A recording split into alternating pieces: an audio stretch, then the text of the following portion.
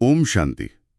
आज हम 21 मई 2025 की मधुबन से जो बाप दादा की मुरली आई है उस पर थोड़ी गहराई से बात करेंगे। ओम शांति। हाँ बिल्कुल। और इस मुरली का जो सार है ना, वो अपने आप में बहुत कुछ कहता है। मीठे बच्चे, तुम आत्माओं का प्यार एक बाप से है। हाँ। बाप ने तुम्हें आत्मा से प्यार करना सिखलाया है, शरीर से नहीं। मतलब फोकस पूरा आत्मा और परमात्मा के स्नेह पर है। जी।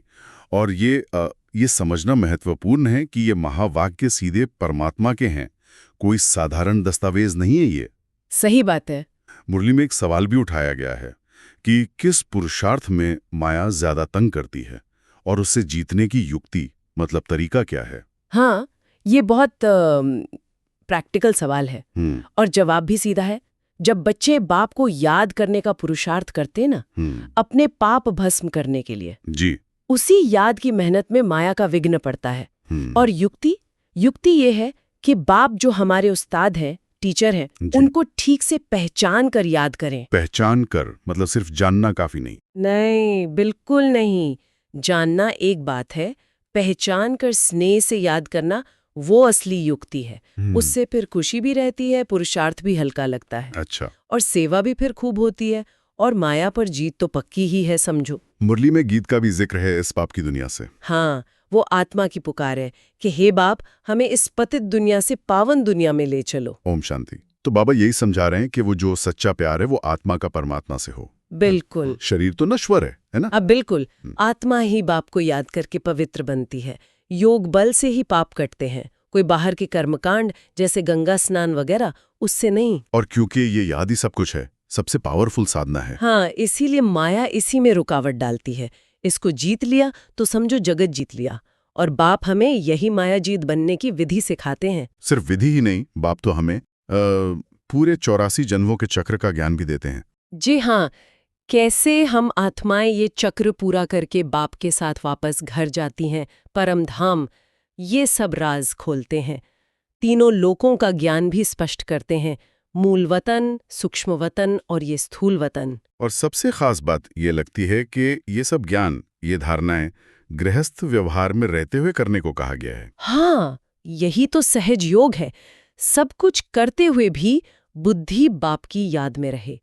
पुरानी दुनिया से, पुराने देह के संबंधों से ममत्व मिटाना है। बिल्कुल, हाथ काम में और दिल अपने यार मतलब बाप में। हाँ, बाप जो हमारे सच्चे माशूक हैं, वो कहते हैं, बच्चे मुझे याद करो और अपनी बादशाही को याद करो, मनमना भव। जैसे वर वधु को लेने आता है। हाँ बिल्कुल, वैसे ही बाप हम आत्मा रूपी वधुओं को इस रावण की जेल से, इस दुख की दुनिया से छुड़ाकर वापस ले जाने आए हैं। वही सच्चे लिबरेटर हैं। और ये सब हो रहा है ब्रह्मा द्वारा, नई दुनिया की स्थापना, जिसके लिए पुरानी पतित दुनिया का विनाश तो सामने खड़ा ही है। और ये ड्रामा का चक्र है। हर 5000 साल बाद ये हूबहू रिपीट होता है। जो अभी हो रहा है, ये पहले भी हुआ था। तो इतने ज्ञान और याद के बाद बाप दादा का बच्चों को याद प्यार। जी, बाप दादा का मीठे मीठे सिकिलहादे बच्चों प्रति याद प्यार और गुड मॉर्निंग, और हम रूहानी बच्चों की रूहानी बाप दादा को याद प्यार, गुड मॉर्निंग और नमस्ते। नमस्ते जी। अच्छा, तो धारणा के लिए मुख्य सार क्या निकल कर आया आज की मुरली से? देखिए, दो मुख्य बातें हैं। पहली, श्रीमत पर चलना है और अपने भविष्य की बादशाही लेनी है। मतलब इस जन्म में सब कुछ सफल कर 21 जन्मों की कमाई जमा करनी है। और दूसरी, गृहस्थ में रहते हुए भी कमल फूल की तरह पवित्र बनना है।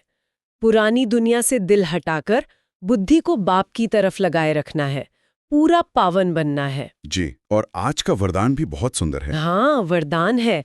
मनसा शुभ भावना द्वारा एक दो को आगे बढ़ाने वाले विश्व कल्याणकारी भव। इसका मतलब क्या हुआ? थोड़ा और खोलें इसे। इसका गहरा अर्थ है कि किसी की कमी को देखना या बोलना नहीं है, बल्कि मन से उसके प्रति रहम और शुभ भावना रखनी है, जिससे उसको बदलने की शक्ति मिले। हर एक की विशेषता को देखो, उसको सेवा में लगाओ। अच्छा, मतलब कमजोरी पर फोकस नहीं, विशेषता पर। बिल्कुल, ये बहुत ऊंची सेवा है। और स्लोगन है, दृढ़ संकल्प की बेल्ट बांध लो तो सीट से अपसेट नहीं होंगे। वाह, मतलब अपने आत्मिक समान की सीट पर पक्के रहें तो माया हिला नहीं सकती। सही। और आखिर में अव्यक्त इशारे भी हैं। बाबा इशारा दे रहे हैं रूहानी रॉयल्टी और प्योरिटी की पर्सनैलिटी धारण करने का।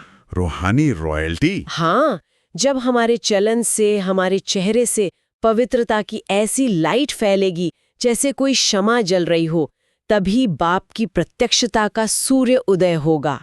सब पहचानेंगे कि इनका कनेक्शन जरूर परमात्मा से है। तो ये सोचने वाली बात है कि हम अपनी रोजमर्रा की जिंदगी में, अपने बोलचाल, अपने व्यवहार में इस रूहानी रॉयल्टी और पवित्रता को कैसे लाएं, करेक्ट, कैसे धारण करें, बिल्कुल। ताकि हम भी बाप की प्रत्यक्षता में निमित्त बन सकें। ओम शांति। ओम शांति।